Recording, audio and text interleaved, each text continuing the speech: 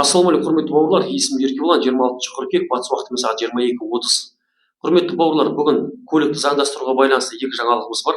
Ол бірінші жаңалығымыз Сұлтанбаев Қайсар мырза бастаған Қазақстан Республикасының әкімшілік полициясынан келген болса, екінші жаңалығымыз техникалық реттеу және метрология комитеті Елікбаев Қуаныш мырза бастайтын сол жақтардан келген болатын. Енді бірінші жаңалығымыз комитет адым полиция дейді, әкімшілік полиция комитетінен келген жаңалығымыз. Осы күнге дейін егов порталы арқылы өтінім берген кезде сіздерге бұндай мемлекеттік тіркеумен автокөлік бар немесе с таким граница существует деген жауап алған болсаңыздар, соның мәселесі келе жатқан қазан айынан бастап, 2023 жылдың қазан айының басынан бастап шешімін табатын болады. Қазір бұл осындай с таким граница существует деп жауап алған адамдардың мәселесін шешу жолында жұмыстар жасалып жатыр. Қазір алгоритмдері, нақты жаңағы реестр программасы болады, оның белый список дейді, соның бәрі жасақталып жатыр, техникалық жағынан істеліп жатыр. Амандық болса қазан айының басынан бастап осындай с таким граница существует деп жауап алған адамдардың мәселесі шешілетін болады. Көліктеріңізді заңдастырып алуға мүмкіндік туғызылады. Бұл әкімшілік полициясынан келіп жеткен жаңалық, бүгін келіп жетті. Бірінші кезекте бөлісуге өстіп ұйғардық. Ал енді екінші жаңалығымыз Сауда және интеграция министрлігінің жанындағы метрология және техникалық реттеу комитетінен келіп жеткен жаңалықпен бөлісе кететін болсақ, ол жерде видео айтылады. Бүгін 2023 жылы 26 қыркүйек күні Евразиялық экономикалық комиссияға мына SOS деген кнопка бар, автокөліктің ішіне қондырылатын, оның бағасы 300 мың мен 400 мың арасында болатын жайы бар. Осы кнопкаларды, SOS кнопкасын қондыруды алып тастаймыз деген сияқты комиссияға көтерілді. Ол 2027 жылға дейін ол SOS кнопкаларын талап етпейміз деген жауап берілген. Бұл жерде ең өкініштісі тек қана бұл заңдық тұлғалар ғана беріліп тұрған зат. Заңдық тұлғалар, юридический лицолар дейді, солар өздері бір техника әкелгенде SOS кнопкасымен жабдықтамауға рұқсат береміз деген. Осы жерде осыған орай үндеу тастағым келеді, үндеу жолдағым келеді, және ол үндеу хат түрінде жазылады, ұжымдық хат түрінде міндетті түрде жіберілетін болады. Үндеуім Сауда және интеграция министрі Жұмағарин Серік мырзаға және техникалық реттеу және метрология комитетінің басшысы Елікбаев Қуаныш мырзаға жолдаймын. Құрметті Елікбаев Қуаныш мырза, құрметті Жұмағарин Серік мырза, осы SOS кнопкасын тек қана заңдық тұлғаларға емес, соның ішінде 2027 жылға дейін, одан да ары қарата да созу керек оны, жеке тұлғаларға да істеп берулеріңізді сұраймыз. SOS кнопкасын тек қана заңдық тұлғаларға емес, жеке тұлғаларда қондырмауға рұқсат берулеріңізді сұраймыз. Өйткені SOS кнопкасын біріншіден қондыру ешқандай көмегі жоқ.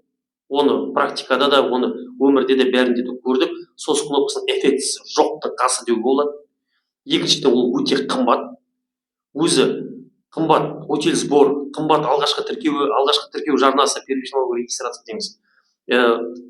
Таможня очистка бәрі қымбат болып тұрған жерде, былайша айтқанда көп функционалдық обязанности жоқ, көп адамға пайдасы тие бермейтін SOS кнопкасын қондырудың да өзі үлкен қаражатқа келіп соғады адамға.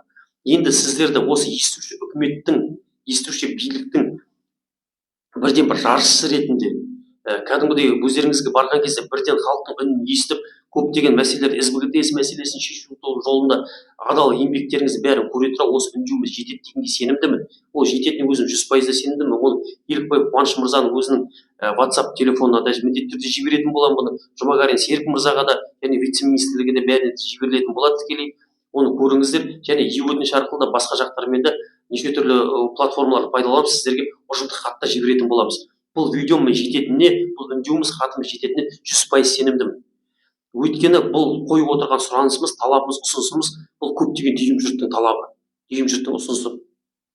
Соны орындап берулеріңізді сізден сұраймыз. SOS кнопкасын тек қана 2027 жылға дейін тек қана заңдық тұлғаларға емес, сонымен қатар жеке тұлғаларға да істеп берулеріңізді сұраймыз. Бұл заңдық тұлға, жеке тұлға деп халықтан бөліп жарудың қажеті жоқ. Бүйтіп бөлетін болсақ, бұл нағыз халықтың арасында былайша дискриминация салу. Осы үндеуім сіздерге жетеді деген ойдамын. Сіздер сынап тұрған ештеңе сын түзелмей, мін түзелмей дейді қазақта. Сіздерге жететінін біле отырып, өйстіп үндеу тастап жатырық. Осымызды орындап берсеңіз, нұр үстіне нұр болады. Халық үшін істеп жатқан еңбектеріңізге алғыс білдіреміз. Әрқашанда адал қызмет жасаңыздар. Конституцияның 3-ші бабында жазылғандай, ата заңымыз Конституцияның 3-ші бабында жазылғандай, биліктің бастауы ол халық дейді. Осы биліктің бастауы халық екенін есіне шығармай, адал жұмыс жасап отқан екі комитеттің, екі министерстволарды жоғарыда атап өттік. Сіздер деген сенімдеміз, және осындай халықтың алғысын алу үшін қаншама министерстволар, комитеттерде бәрі шын жүректен жұмыс жасайды деген сенімдеміз. Құрметті бауырлар, назарларыңызға көп рахмет. Бүкіл жаңалықтарымызбен қандай жаңалық болады бірден бөлісуге дайынбыз, бөлісе де отырамыз. Біз успокоительный группа емес, біз инициативный группамыз, ынталы топпыз, бір ынтамызды білдіріп, осы халықтың бірден бір осындай бір кішкентай да осы бір мәселесіне атсалысқымыз келіп жүрген азаматтармыз.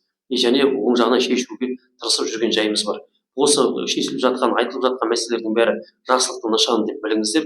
Көптеген мәселелер шешіліп, қазақтың басында осы кішкентай да осы бір проблеманы шешеміз деген сенімдеміз. Қазақ халқы, қазақстандықтар жақсы сапалы көлік мініп, ешқандай уайым қайғысыз жүріп, өзінің шаруаларын жедел кесіп бітіріп, кәдімгідей осы бір жақсы автокөлік мінуге нағыз лайықты халық. Өйткені басымыздан кешірген заттар көп болды. Енді ары қарата жарқын болашаққа жарқын көліктермен жүреміз деген сенімдеміз. Әлі қазақтың басында көптеген мәселелер бар. Өйстіп алаңда шыңдалады дейді, өйстіп жайлап шыңдалып, тәжірибе алып, көптеген мәселелерді шешеміз деген сенімдеміз. Назарларыңызға көп рахмет, құрметті бауырлар. Жолдағыларға ақ жол, қазір қар жауып бастады, қара трасса, ешқандай уайым қайғысыз жол ережесін бұзбай, аман сау үйлеріңізге жетіп алуларыңызға тілектеспіз. Бала шағаларыңыз, үй іштеріңіз, отбасыларыңыз, әке шешелеріңіз, үлкендеріңіздің бәрі аман болсын. Жақсы күндерде, жақсы жаңалықтарда қауышқанша, құрметті бауырлар. Шын жүректен бәріңізге тілейтін бақыт, ол бақыт тек аман сау жүріңіздер, құрметті бауырлар. Тағы да өстіп видео арқылы басқаша да тілдесіп, осындай бүкіл мәселелерді ортаға салатынбыз. Күндеріміз көп болсын, жақсы күндеріміз, жақсы жаңалықтар көп қауышайық, құрметті бауырлар. Қош сау болыңыздар, тағы да кездескенше.